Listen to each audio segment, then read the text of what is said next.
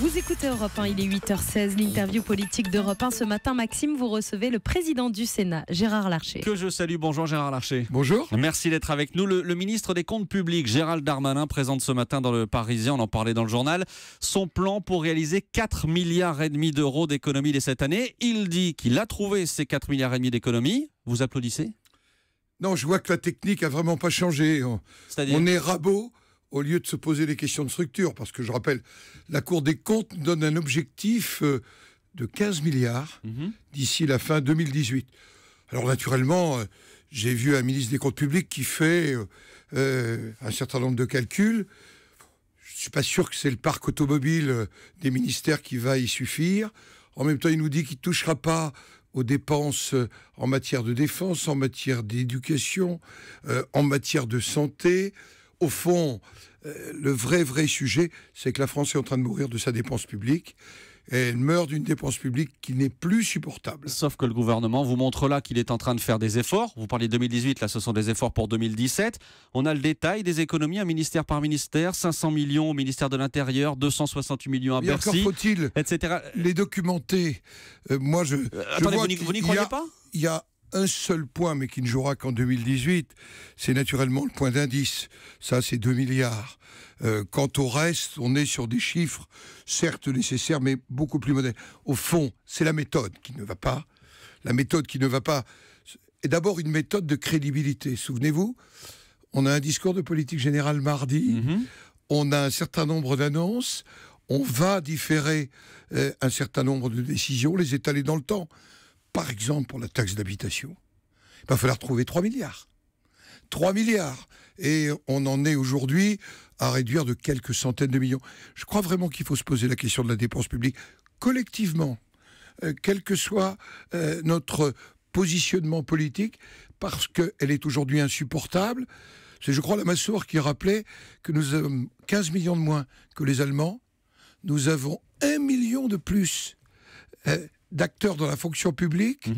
Est-ce que c'est tenable longtemps ? C'est ça la vraie interrogation. Vous mettez la taxe d'habitation sur la table de ce studio, si je puis dire. Cette baisse ou cette suppression pour 80% des ménages de manière progressive, vous êtes pour ou contre ? Contre. Pourquoi contre ? Parce que c'est une perte d'autonomie fiscale, qu'on ne résolvera pas du tout les questions d'inégalité, notamment en direction des classes moyennes, puisque demain, les municipalités seront obligées de transférer sur le foncier bâti. Il y a un vrai sujet d'inégalité dans la taxe d'habitation. C'est naturellement les valeurs locatives qui n'ont pas bougé depuis 44 ans. Ayons le courage de nous attaquer à la vraie inégalité, mais si le gouvernement veut s'attaquer à l'autonomie fiscale des collectivités locales, il commettra une faute quasi constitutionnelle. Et en même temps, il y a une question de philosophie. Est-ce qu'on peut faire que, hors de la contribution commune que prévoit la Déclaration universelle, il y ait tant de citoyens qui ne participent pas, même modestement, à l'effort collectif. Vous parlez des citoyens, vous dites ce matin aux citoyens qui nous écoutent, Gérard Larcher sur Europe 1, que vous êtes contre une mesure qui va leur donner du pouvoir d'achat. Je suis contre une mesure qui va en fait transférer une partie des recettes sur d'autres taxes pour les collectivités locales. Je leur dis que ce sera au détriment des services, mais qu'en même temps, il faut lutter contre l'inéquité des valeurs locatives. Et comment lutter pour vous contre cette suppression de la taxe d'habitation ? On sait qu'il va y avoir une conférence des territoires la semaine prochaine au Sénat. Comment lutter contre ? Quels arguments vous pouvez opposer au gouvernement pour le convaincre ? Pour le convaincre tout simplement qu'il faut reprendre la réflexion sur les taxes locales, les voir de manière globale. On ne peut pas continuer comme l'a fait non plus les gouvernements sous François Hollande, par coups de rabot successifs. 11 milliards et demi sur les collectivités territoriales.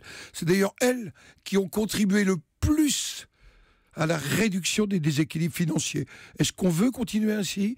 Parce que ces 10 milliards, on les trouve où pour compenser les collectivités locales ? Et chacun sait que les compensations ne dureront que le temps de quelques printemps pour ensuite disparaître. C'est paradoxalement les communes les plus pauvres qui souffriront de cette réforme qui est proposée de la taxe d'habitation. C'est un vieux regaton qu'on connaît bien de Bercy, moins d'autonomie fiscale pour les communes, et il paraît que la France serait mieux gérée. Point d'exclamation. On va parler du Sénat dans un instant, mais d'abord ce qui se passe à l'Assemblée en ce moment, ce sont les discussions autour de la réforme du Code du travail, Gérard Larcher.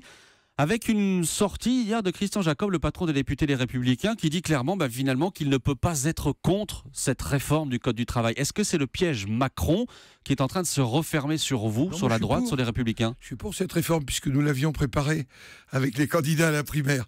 Et j'avais même préparé pour le candidat François Fillon dans un dialogue que j'avais eu en décembre et en janvier avec les partenaires sociaux. Je crois qu'un certain nombre de mesures vont dans le bon sens parce que ce qui manque dans tous nos débats, et y compris ceux qu'on vient d'avoir depuis 3 minutes, quelle compétitivité pour les entreprises? Qu'est-ce qui fait que demain, les entreprises ont des charges moins lourdes, qu'elles peuvent à nouveau être compétitives, notamment à l'export? Alors, les sujets, par exemple, de l'accord d'entreprise, avec le nécessaire accord de branche, j'y suis très sensible, j'ai été ministre du Travail, de la simplification des représentations du personnel, de la sécurisation de la rupture de contrat. Il manque simplement le sujet des seuils, qui est, à mon avis, une manière de gagner très très vite de l'emploi à un moment où le chômage reste le sujet numéro 1 de ce pays. Vous nous dites que vous êtes pour cette réforme du Code du travail. Christian Jacob dit qu'il est pour. Quelle différence, c'est un cas d'école, quelle différence entre Christian Jacob, qui est pour cette réforme du Code du travail, qui est le patron des députés Les Républicains, quelle différence entre lui et des députés comme Thierry Solère, comme Franck Riester, qui sont pour cette réforme du Code du travail et que vous vous apprêtez peut-être à sanctionner? Parce que c'est le bon sens, que nous l'avons entendu trop longtemps, que quand Emmanuel Macron est ministre et qu'il présente son projet de loi, quand Myriam El Khomri, dans la première version de la loi de travail, propose un certain nombre de mesures, pourquoi serions-nous contre ce qui est utile? Mais vous pour voyez le pays. bien où je veux en venir. Pourquoi y aurait-il une différence entre vous, Christian Jacob d'un côté, et d'autres députés de droite qu'il faudrait ce soir, en bureau politique, sanctionner alors qu'ils sont pour les mêmes choses que vous? Vous défendez les mêmes réformes? Eh bien, écoutez, moi, c'est extrêmement clair. Je suis pour un parti politique à la fois qui réfléchit sur les causes de ces échecs successifs, qui réfléchit qu'est-ce que être aujourd'hui de centre et de droite dans la même formation politique. Quant à moi, parler d'exclusion, c'est vraiment pas mon ADN à moi. Je suis quelqu'un qui souhaite le rassemblement. Et d'ailleurs, j'ai dit au secrétaire général des Républicains que je m'opposerais à cette démarche d'exclusion. Sur quelle base nous la ferions? Il faut d'abord que nous réfléchissions ensemble. Est-ce qu'on a envie de continuer ensemble? Et en même temps, la richesse d'une formation politique comme la nôtre, quand elle s'est créée en 2002, c'est la diversité, c'est la pluralité, et c'est le respect des opinions. C'est en tous les cas ma ligne à moi, Gérard Larcher. Bureau politique des Républicains ce soir sont convoqués notamment Édouard Philippe, Bruno Le Maire, Thierry Solère pour voir quelles sanctions éventuellement je suis pas tout à fait sûr de la liste, mais appliquer. Peu importe. Je crois que Bruno Le Maire a fait un choix différent. Depuis un certain temps, je l'ai rencontré la semaine passée. Lui dit qu'il a clairement fait campagne pour En Marche. Oui, mais et puis le problème c'est pas d'être convoqué. Le problème c'est de dialoguer et de voir ce qui peut nous amener à nous retrouver ou à décider que peut-être la vie n'est plus possible ensemble. Je souhaite qu'elle le soit demain. Mais comment dialoguer quand on sait que certains dans votre camp, c'est le cas par exemple de François Baroin, dit que ces élus de droite-là qui ont choisi le camp Macron sont des traîtres? Écoutez, ça a été dit au cours d'une campagne électorale, d'un combat difficile, et que François Baroin a mené avec beaucoup de courage. Moi, mon rôle, quelque part, dans la représentation de la diversité, notamment de la majorité sénatoriale, c'est vraiment de rassembler. En même temps, je suis clairement membre des Républicains, avec ma sensibilité de gaulliste. Je fais une parenthèse, je reviens à la réforme du Code du travail. Muriel Pénicaud, la ministre, est la bonne personne pour défendre cette réforme? Je pense qu'elle a beaucoup de compétences. Je l'avais d'ailleurs nommée présidente de l'Institut du Travail. C'était il y a 10 ans. Vous voyez, je pense qu'elle a une grande connaissance de ces sujets et en même temps une expérience de DRH, donc de directeur des ressources humaines.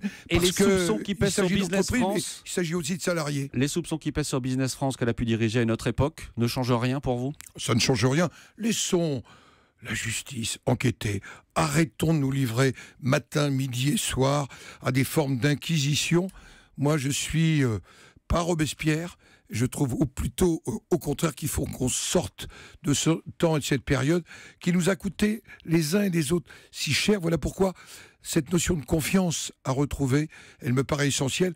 Notamment, il faut que le gouvernement se soumette aux mêmes exigences que le Parlement en matière de transparence. C'est une demande du Sénat.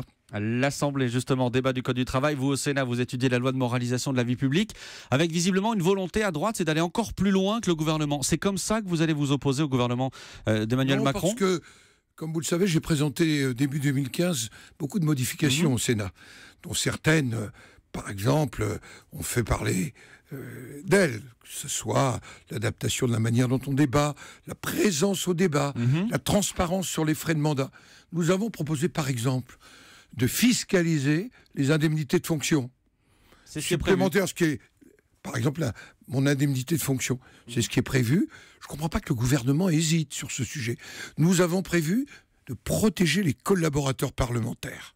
On sait facilement pleurer sur leur cas, puis on oublie. Nous proposons qu'ils puissent entrer dans un contrat sécurisation professionnelle. Nous proposons que le déport, vous savez, quand on a été concerné dans sa vie personnelle, un éventuel conflit d'intérêts. Pour éviter tout conflit d'intérêts, il faut que ça s'applique aussi au gouvernement.